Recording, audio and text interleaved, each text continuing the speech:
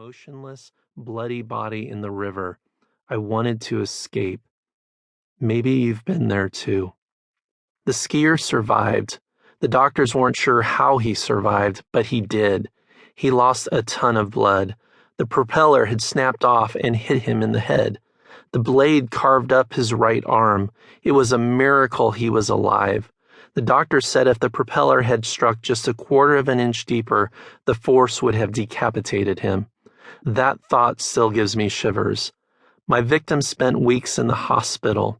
After the accident, I was lost. I didn't know what to say. I didn't know how to act. How sad or strong are you supposed to be? There is no playbook for such tragedies. Should I be grateful that he lived or regret the incredible damage I did? Do I talk about it or just keep quiet? Is there a Bible verse to hang on to? What should I feel? These are questions I later learned that only grace could answer. Meanwhile, my heart was dead. I felt alone and my thoughts were dark. My words stuck inside me, trapped in a story I desperately wanted to escape. The damage I did that day on the river was real. It rippled through families, friends, and innocent bystanders. I would never forget, but they couldn't either. Even though it was an unintentional accident, I still blame myself. I took all the responsibility for that day. I shamed myself hard in the weeks and months that followed. The district attorney pressed criminal charges. A lawsuit followed, but none of that compared to my self-imposed punishment. And out of this tragedy, I created a new rule for my life. Even though I loved being in, on, and around the water, it was now off limits to me.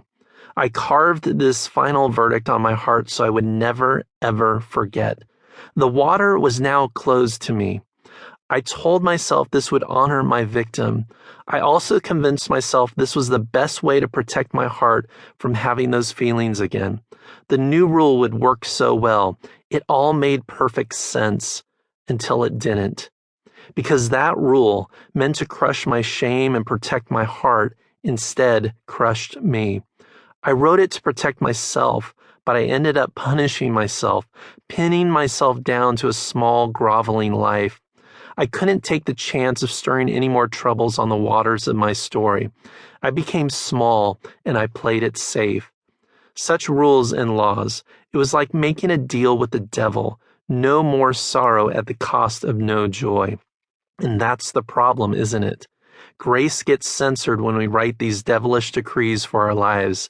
Secret commandments get scrawled on personal tablets of shame, and we live life as if our stories belong on a discount rack rather than as valued, cherished children of God.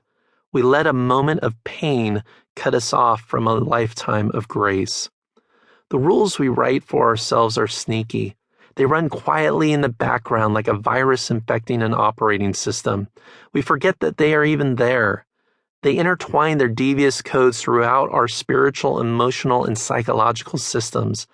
I call them the 5 condemnments. Number 1, I don't deserve a second chance. Number 2, I am my shame. I am my secrets.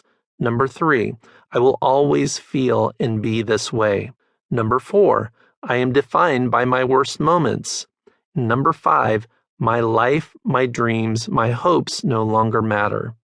And this is what we need to talk about, isn't it? We need to look at what's running the background of our beliefs and expose the shame virus corrupting our hope for a better life. We must come out of the shadows and talk about hard things. Reaching back. When I am working with hurting people, probably the most tragic thing I witness is when they have accepted the lie that whatever ugly, can't talk about it, embarrassing thing has happened in their stories is somehow beyond the grace of God. That His mercy doesn't reach far enough. That His hand of grace is just beyond the quiet addiction to painkillers, the shame of an unexpected divorce from the person you love so much, someone's sexuality and what it all means, the betrayal of a family member, the fear of growing old and being alone. God's reach is just beyond a secret abortion and the sorrows of miscarriages, the depression, the sadness, and the eating disorder, the drinking and the bad choices, hidden regrets that you chose your career instead.